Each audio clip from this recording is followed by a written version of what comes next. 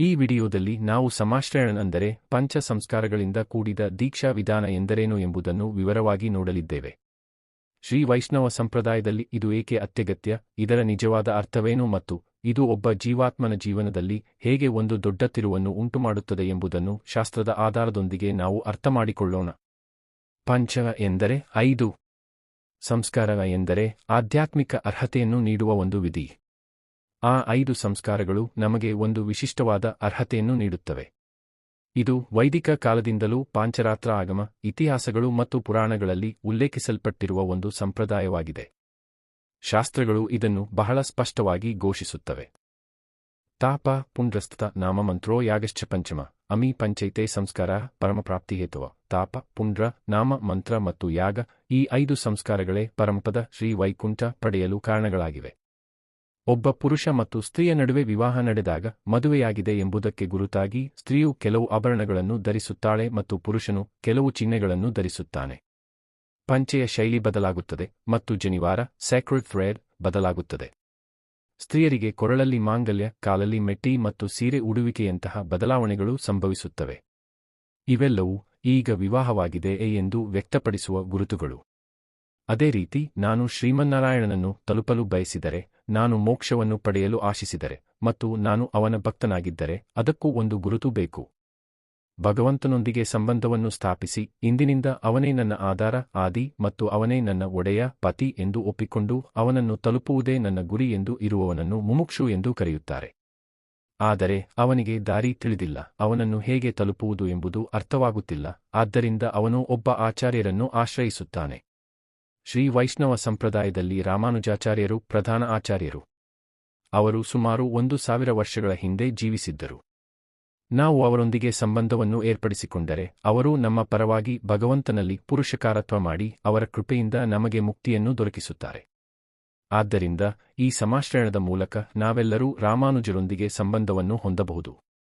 ಅವರ ಕೃಪೆಯ ಬಲದಿಂದ ನಾವು ಮುಕ್ತಿಯನ್ನು ಪಡೆಯಬಹುದು. ರಾಮಾನುಜರು ತಮ್ಮ ಕಾಲದಲ್ಲಿಯೇ 74 ಸಿಂಹಾಸನಾಧಿಪತಿಗಳನ್ನು, ಆಚಾರ್ಯರನ್ನು ನೇಮಿಸಿದರು. ಅವರ ವಂಶದ ಪರಂಪರೆಯಲ್ಲಿ ಬಂದವರು ಇಂದು ಕೂಡ ಅನೇಕರಿದ್ದಾರೆ. ನಾವು ಅವರ ಹತ್ತಿರ ಈ ಸಮಾಶ್ರಯಣ ಎಂಬ ವಿಧಿಯನ್ನು ಮಾಡಿಸಿಕೊಳ್ಳಬಹುದು. ಆ ಸಮಯದಲ್ಲಿ ಏನು ಮಾಡಲಾಗುತ್ತದೆ ಎಂದು ನೋಡೋಣ. ಇವೇ ಆ 5 ಸಂಸ್ಕಾರಗಳು.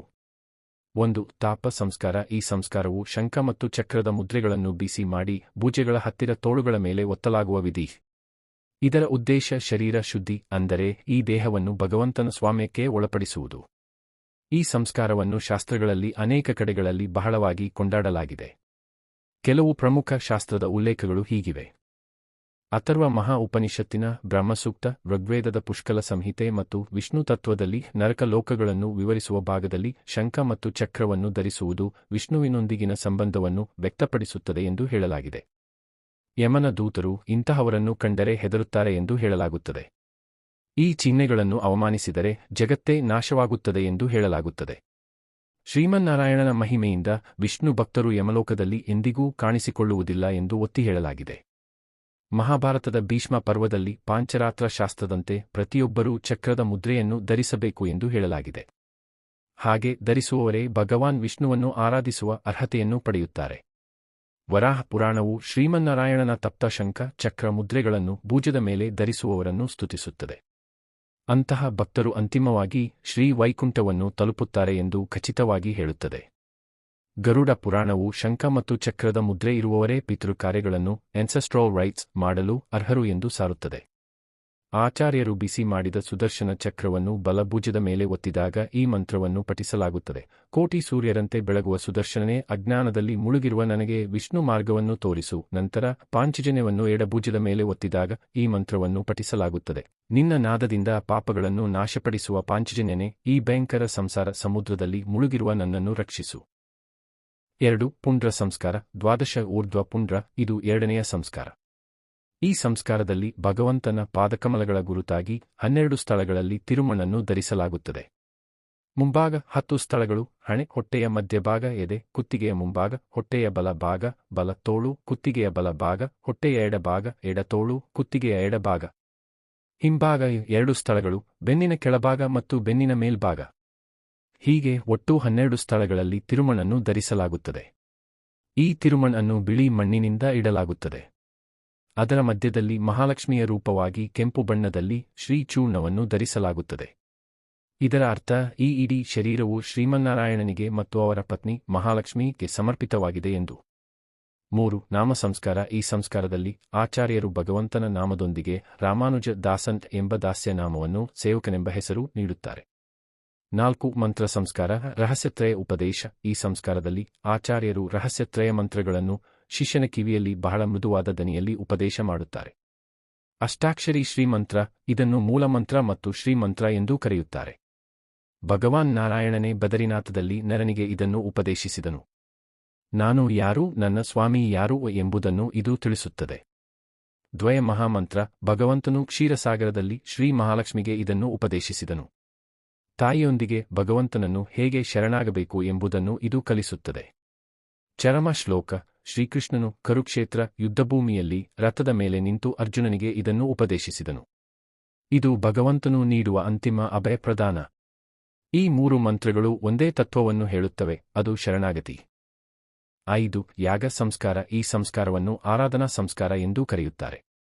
ಭಗವಂತನನ್ನು ಹೇಗೆ ಆರಾಧಿಸಬೇಕು ಮತ್ತು ಭಗವತ್ ತಿರುವಾರಾಧನೆ ಹೇಗೆ ಮಾಡಬೇಕು ಎಂಬುದನ್ನು ಆಚಾರ್ಯರು ಕ್ರಮಬದ್ಧವಾಗಿ ಕಲಿಸಿಕೊಡುತ್ತಾರೆ. ಮೋಕ್ಷ ಪಡೆಯಬೇಕೆಂಬ ಆಸೆ ಮತ್ತು ರಾಮಾನುಜರ ಪಾದಗಳನ್ನು ಸೇರಬೇಕೆಂಬ ಹಂಬಲವಿದ್ದರೆ ಯಾರು ಬೇಕಾದರೂ ಇದನ್ನು ಮಾಡಿಸಿಕೊಳ್ಳಬಹುದು. ಆದರೆ ಅದರ ನಂತರ ಜೀವನ ಬದಲಾಗಬೇಕು.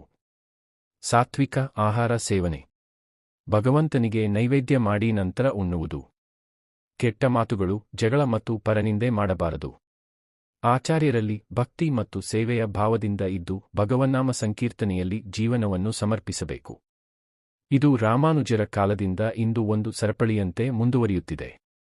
ನೀವು ಸಮಾಶ್ರಯಣ ಮಾಡಿಸಿಕೊಳ್ಳಲು ಬಯಸಿದರೆ ನಿಮ್ಮ ಹತ್ತಿರವಿರುವ ಅಹೋಬಿಲ ಮಠ, ಆಂಡವನ್ ಆಶ್ರಮ ಅಥವಾ ಪರಕಾಲ ಮಠದಂತಹ ಶ್ರೀ ವೈಷ್ಣವ ಮಠಗಳನ್ನು ಸಂಪರ್ಕಿಸಬಹುದು. ಆ ಪರಮಾತ್ಮನ ಕೃಪೆಯಿಂದ ಶೀಘ್ರದಲ್ಲೇ ಸಮಾಶ್ರಯಣ ಪಡೆಯುವ ಭಾಗ್ಯ ನಿಮಗೆ ಸಿಗಲಿ. ಆ ಆಸೆಯೇ ಮೋಕ್ಷ ಮಾರ್ಗದ ಮೊದಲ ಹೆಜ್ಜೆ. ಈ ವಿಡಿಯೋ ನಿಮಗೆ ಇಷ್ಟವಾದರೆ ಸನಾತನ ಧರ್ಮದ ಕುರಿತಾದ ಇನ್ನಷ್ಟು ದಿವ್ಯ ಮಾಹಿತಿಗಾಗಿ ಲೈಕ್ ಮಾಡಿ ಮತ್ತು ಸಬ್ಸ್ಕ್ರೈಬ್ ಮಾಡಿ. ಧನ್ಯೋಸ್ಮಿ. ಸರ್ವಂ ಶ್ರೀ ಕೃಷ್ಣಾರ್ಪಣಮಸ್ತು.